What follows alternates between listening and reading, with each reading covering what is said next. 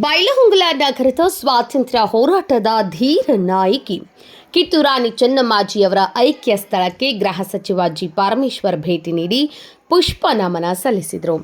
ಐಕ್ಯ ಸ್ಥಳ ಹಾಗೂ ನವೀಕರಿಸಲಾದ ರಾಕ್ ಗಾರ್ಡನ್ ವೀಕ್ಷಿಸಿದ ಅವರು ಸಂತಸ ವ್ಯಕ್ತಪಡಿಸಿದರು.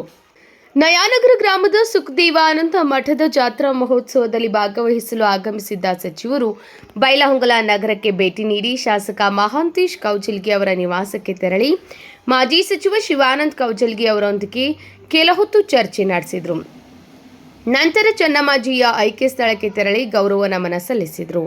ಈ ವೇಳೆ ಶಾಸಕ ಮಹಾಂತೇಶ್ ಕೌಜಲ್ಗಿ ಅವರು ಚೆನ್ನಮ್ಮಾಜಿಯ ಇತಿಹಾಸ ಹಾಗೂ ನವೀಕರಿಸಲಾದ ರಾಕ್ ಗಾರ್ಡನ್ ಕುರಿತು ಸಚಿವರಿಗೆ ಮಾಹಿತಿ ನೀಡಿದರು.